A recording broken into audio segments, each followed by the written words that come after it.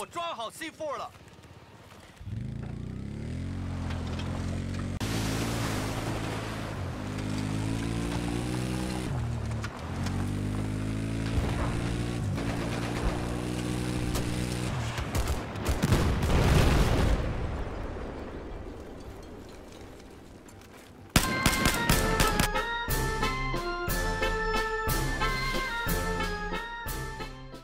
Hey, what's up, Slunch Joker here, and welcome to this review of the MSI GTX 780 Twin Frozr OC Gaming Edition. Still one hell of a fucking mouthful. That's just a lot of names for a graphics card. Twin Frozr OC Gaming Edition. But let me tell you that this card is fucking mind-blowingly powerful. 780s in general. Wow. Just wow. I mean, I didn't think I would notice too much of a difference going from running, the 770s and SLI to the 780s, but they are just unfucking believable. I now have the two 780s. I'm going to be doing a separate review for the SLI. This review here is just based on a single card. I was running that for about 2.5 weeks, just a single card, until I got my second one because I was waiting to sell my other 770s to help pay for it. And sorry if it's been a while since I did the unboxing, but I really do like to spend a good deal of time with a card before I go ahead and put my seal of approval on it and give my overall opinions of it.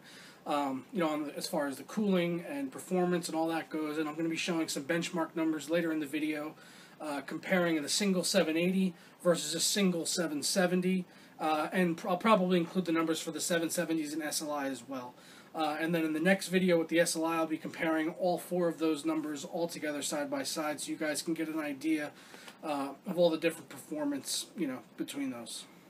All right, so comparing the 780 to a 770, it is a pretty good leap in performance. A 770 is fantastic. You're going to be able to run every game more or less at ultra. You might have to turn down like anti-aliasing a little bit here and there. On games like like Metro Last Light, the SSAA or the SMAA, whatever they call it in there, it's absolutely ridiculous. And not to mention, if it's a 2 gig card like my Lightnings, you're going to be restricted there a little bit. Most games on a 1080p display, you're not going to require more than 2 gigs of video memory, but there are a few games that do. So like Skyrim with mods requires more than 2 gigs of video memory if you're using a lot of mods. Battlefield 4, if you're running it at Ultra at 100% resolution scale, you're probably going to come very, very close to using the full 2 gigs of video memory. I think during some of the most intense moments on that game in Ultra, I was using around 1,950 megabytes of video memory out of, I think it's 2,048 megabytes or 2,084, one of those. So yeah, it was coming really, really close. And I was able to get 60 FPS with with the MSAA off. With MSAA on, it would probably be around 50 to 55 on a single card. With two 770s and SLI, obviously I was running great. I was running at like 100 hertz. But I wanted to be running at 120 because I got a 144 hertz monitor. I want to be able to use it to its full potential. And now I can use it at 144 hertz. I choose to keep it locked at 120 because there's not really any visual difference between 120 and 144. Not that I can see anyway with the naked eye. I really can't tell the difference between those two. But going from 60 to 120 there's a massive difference. And that is that's the reason why I wanted to get the two 780s. I was starting to see that wall coming up with the 2 gigs of video memory for BF4, and I think with the advent of the next generation of consoles that just came out, I think games are going to start pushing the boundaries a little bit further than what we've been seeing in the past couple of years, because now that the next gen consoles have, they've gotten a decent upgrade compared to what they used to be running. I mean, granted, they're still eons behind a really good gaming PC, but it's going to allow the developers to push the boundaries a bit more. They're going to be able to push that envelope. So I want to be ready for that. I think a lot of games are going to start taking advantage of like hyper-threading and things like that, which is why I might upgrade to an i7 at some point. Right now I'm running the i5 3570K, but really, I mean, that's enough rambling. Back to the 780. 780 on its own, absolutely beast. There's nothing you're not going to be able to run at ultra settings at 60 FPS. It's not going to happen. Metro last night, I was running it on ultra 60 FPS with the SMAA on, all the anti-aliasing, all the bells and whistles, everything. Assassin's Creed 4 Black Flag with the God Rays and the TXAA, all that stuff, solid 60 frames per second, never drop below that. I've yet to encounter a game that cannot run at a minimum of 60 frames per second using the 780. When I was running just the one card for the 2 weeks, I had my monitor locked at 85 hertz. I was able to play BF4 at that without ever dropping a frame. I would say on average it was between 90 and 110 in multiplayer. But I don't like to see stuttering or frame rate drop, so I kept it at 85 hertz just so it would stay locked at one frame rate. So 85 hertz was a really good number for that, and it still looked silky smooth. I mean, on BF4 for the 2 weeks, I had to run it at 85 hertz. I mean, yeah, woe is me, having to play at 85 FPS. But yeah, but now with 2 cards, I am able to do the 120. But I'll do that in a later video. But let's go ahead and we'll take a look at the benchmark numbers on all the different benchmarks that I ran and on a few different games. So let's take a look at those motherfuckers.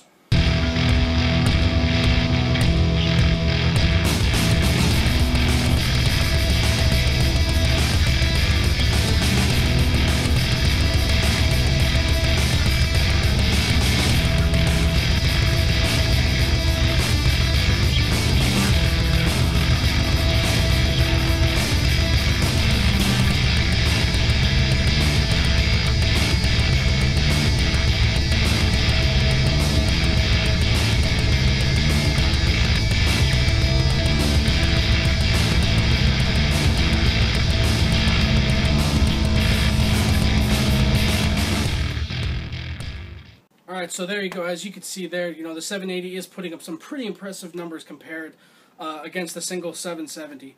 Obviously, the 770s and SLI are going to beat it out a little bit. That's 2 770s is going to beat out a single 780. There's no two ways around that. But, the great thing about having a single card is you don't ever have to worry about a game not, supporting SLI. Company Heroes 2, if you see my review, obviously that game does not support SLI. Total War Rome 2 does not support SLI, despite the fact that both of them are PC exclusive. Kind of ridiculous that they don't support SLI. And, every once in a while you're going to come across a game that maybe doesn't support SLI out of the gate at the moment that it's launched, and, you want to have one good powerful card that can handle that. And if you have, if you're running 770 and SLI and you come into a game that's, really doesn't support it that well, you're going to have to run on a single card. And if you're used to playing at 120 hertz, you might have to dial that down to 60 hertz. So therein lies, the benefits of having one single all-powerful card. And, at the end of the day, if it's within your means, always buy whatever is the most powerful card that you can buy. If you can afford to buy a 780 Ti super clocked, go ahead and fucking buy one. Because it's just going to give you more longevity. You're not going to have to worry about doing SLI because, as I mentioned before, SLI can be a major pain in the ass. Personally, I love it. I like the tweaking. I like, getting in there and changing around profiles and things like that. And, seeing what I can do because I like the customization. I like building my own computer. I like doing that sort of stuff. But it's not for everyone. It really is not for everyone. So, having one powerful card is always going to be the way to go. For the 95% of the people out there, that's always going to be the way to go. So to that end, the 780, you're not going to find a game you can't run at ultra. So if you're on the fence, 770, 780, if you got the extra money, get the 780. If you don't have the extra money, get the 770. But I would recommend getting a 4 gig 770. As far as the cooling goes on this particular card on the MSI, it's the twin Frozr design. It's amazing. In my personal opinion, the MSI cards, the twin Frozr 4 fan design is the best in the industry. There are other good ones out there. The Asus DirectX 2, that's also great. They run comparable in temperatures to the MSI cards. I just personally prefer the design of the MSI cards. I like the 3-year warranty. I know Asus probably has a warranty too. I'm not exactly sure how long it is, but they probably have a 3-year warranty. I mean, you're really not going to find too many differences between the MSI and the Asus. So it's really just a matter of personal preference. I just prefer MSI. I got an MSI motherboard, and you know, back in May when I first built this computer, I had an MSI 680. Then I switched to the MSI Lightnings. So it's just, I mean, it's just not really even a matter of brand loyalty at this point. It's just a matter of that I've never been done wrong by MSI. Their cards run really, really cool. Right now, running with the one card, maxed out, my temperatures weren't going over 55 Celsius. That's fucking amazing. The Twin Frozr 4 fans are great. They're not too loud. Sure, if you crank up to 100%, you're going to hear it. You're going to hear some airflow. There's no doubt about that. But compared to other cards, they run amazingly quiet. I've heard things about the Gigabyte WindForce cards kind of have like a whining sound. The same thing is true with the EVGA ACX coolers. They have a bit of a whining sound when they're running at high speeds. I've never experienced that with MSI cards, and that's why I continue to buy them, and that's why I will continue to purchase them in the future, if at all possible. I mean, that's the reason why I didn't go with the 780 Ti, is because MSI is not making an aftermarket card at this point. Everyone's on the reference design, or you can get the ones with the ACX cooler. So that's why I went with the 780s. They're a little bit cheaper, so it was more feasible to do SLI with them at around $500 a piece. And I'll have links down in the description below to where you can get the 780s as well as any other parts in my computer. But that's pretty much going to wrap it up for my review of the, once again, a massive mouthful, the MSI GTX 780 Twin Frozr 4 OC Gaming Motherfucking Edition. Thank you so much for watching. Don't forget to hit the like button below. Subscribe if you're not subscribed already. And you can also follow me on Twitter and Facebook at JokerSlunt. I'll catch y'all next time. Ta-da!